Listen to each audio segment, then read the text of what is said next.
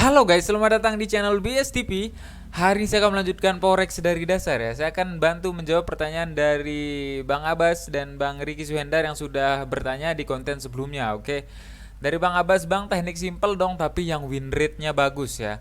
Dan dari Bang Riki, Bang ajarin teknik SND dong Bang. Oke, tapi sebelum menjawabnya silakan bantu like, comment, dan subscribe. Bantu juga share ke teman-teman supaya channel BSTP bisa berkembang. Oke, kita langsung saja. Oh ya, saya juga sering mengadakan Google Meet ya, sering terabur juga live trading gitu ya, atau sekedar pertanyaan tanya jawab seputar trading. Oke, silakan join saja grup umum di deskripsi. Oke, kita langsung saja ke pertanyaan yang pertama. Bang, teknik simple dong tapi win rate yang bagus. Kalau ditanya Bang teknik simple, saya sering menggunakan teknik atau support resisten ya. Itu paling simple, dasar, pasti semua orang tahu. Tapi cara penggunaannya itu kita lihat dulu kemana arah tren. Ketika terkonfirmasi tren seperti ini, misalkan sudah terkonfirmasi bearish trend, berarti di dalam pikiran kita akan mencari celah untuk melakukan entry sell ya. Tunggu terkoreksi atau retest kembali ke resistennya atau support sebelumnya ya. Contoh di sini ya. Contoh di sini, ketika terkonfirmasi bearish atau tertembus ya. Sebelumnya bullish, ketika bullish di sini, kalau kita perhatikan bullish lalu tertembus dan retest kembali, di sini kita bisa berasumsi bahwa trennya akan reversal. Ini simpel sekali, yang penting kita paham support, resisten, dan struktur dari marketnya ya.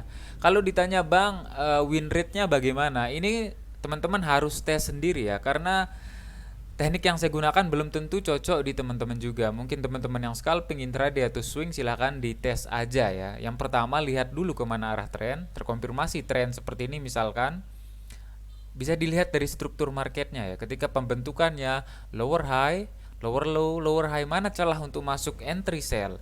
Tunggu dia membentuk yang namanya lower high atau retest kembali ya. Ada juga yang entry menggunakan chart pattern. Contoh seperti bullish pennant, bearish pennant, head and shoulder, banyak lagi ya. Jadi teman-teman, Bang, saya tidak hafal dengan pola-pola chart pattern. Teman-teman bisa googling ya, di Google banyak tentang pola chart pattern begitu. Ketika sudah retest kembali, tunggu candle konfirmasi, candle yang bagus untuk konfirmasi untuk entry masuk ke marketnya ya. Contoh seperti itu. Jadi kalau ditanya win rate, teman-teman harus tes sendiri ya. Misalkan di dalam 10 kali, 20 kali trading menemukan momen yang sama, silahkan dites saja. Teman-teman yang tes, back testnya bagaimana, berapa win rate-nya. Jadi kalau ditanya yang win rate-nya bagus, kalau teman-teman cari mana sih teknik yang benar-benar 100% profit, teman-teman tidak akan menemukannya. Oke, jadi yang harus dilakukan itu buat trading plan dulu dengan risk money management juga ya.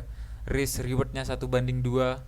Nanti ketika kena stop loss misalkan 30 pip, take profit 60 pip, nanti setiap 10 kali 20 kali trading berapa kali sih kena stop loss, berapa kali sih kena take profit, seperti itu. Itu menurut saya yang paling dasar dulu ya. Money management risknya dulu harus dipahami. Kalau belum paham silahkan tonton video saya sebelumnya yang cara menghitung risk di forex ya.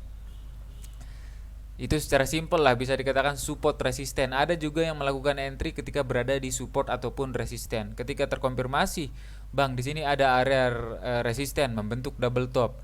Bisa juga menggunakan teknik support resisten, pemantulan support resisten. Karena secara teori ketika berada di support resisten itu akan terjadi pemantulan harga ya. Oke, itu untuk menurut saya. Bagaimana Bang kalau menggunakan indikator? Bisa juga menggunakan Fibonacci. Kita tarik Fibonacci dari higher high ke higher low-nya. Ketika dia berada di 0,5 Fibonacci, candle konfirmasi, entry sell. Tentu harus lihat tren dulu ya. Penggunaan Fibonacci untuk melihat area pemantulan, oke? Itu secara simpelnya. Bisa juga untuk menentukan stop loss, take profit. Bisa juga menggunakan yang namanya stochastic Bollinger Band, tapi pada dasarnya itu lihat dulu kemana arah tren. Lihat dulu kemana arah tren. Di dalam pikiran kita follow the trend. Di dalam catatan ketika trennya itu belum reversal ya. Bagaimana ciri-ciri kalau market itu mau reversal? Kita bisa menggunakan garis trend line atau menggunakan moving average eksponensial ya. Ketika moving average tertembus, retest kembali, di sana momen untuk melakukan entry. Jadi kalau ditanya mana win rate yang bagus, teman-teman harus tes sendiri. Jadi teknik yang saya gunakan belum tentu cocok di teman-teman juga ya. Bagaimana kalau menggunakan indikator stokastik? Cara, misalkan stokastik ya, sering saya bahas kalau penggunaan stokastik. Terkonfirmasi tren seperti ini di dalam pikiran kita untuk melakukan entry sell. Bagaimana caranya? Ketika stokastik berada di area overbought, contoh ya, koreksi sedikit tapi sudah berada di area overbought. Contoh saja di sini, koreksi sedikit tapi sudah berada di area overbought. Ini adalah indikasi untuk melakukan entry sell. Ini juga ketika terkoreksi menyentuh di area overbought, kita bisa melakukan entry sell.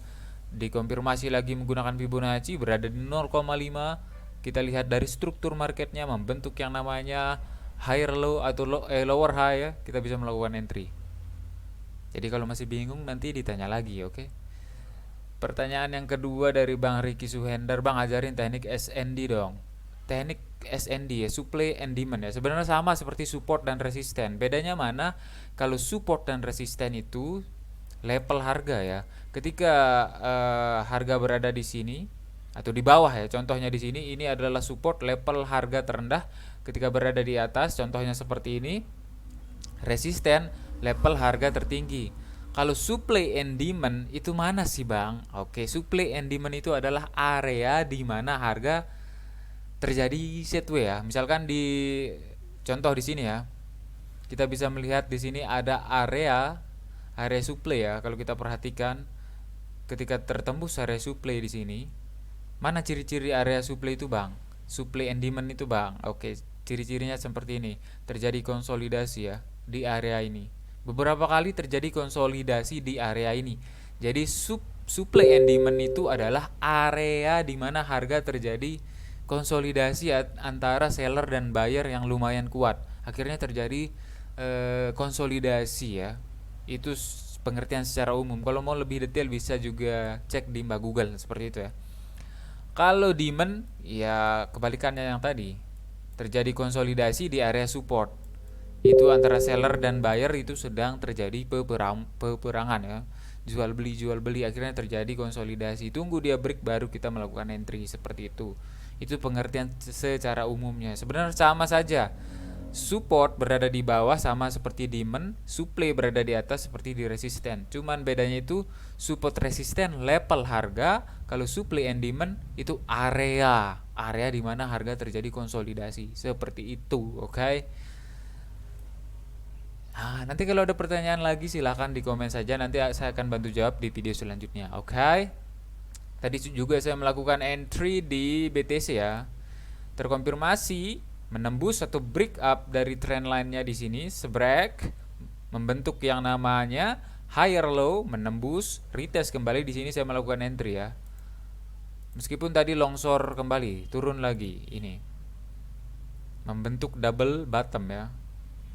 Jadi kalau teman-teman mau join Google Meet atau ikut Gemit gitu ya, seputar pertanyaan trading forex ataupun kripto, silakan join saja di grup gratis. Nanti kita bisa tanya jawab atau live trading juga. Misalkan ada rekomendasi market dari teman-teman, kita sama-sama untuk melakukan analisa. Kita entry bareng. Karena besok hari Senin kita bersiap-siap untuk trading forex. Oke, alright. Tentu saja dengan money management risk yang sudah kita buat, trading plan yang harus disiplin, konsisten. Oke. Mungkin segitu aja video hari ini. Thanks for support and see you the next video man. Peace.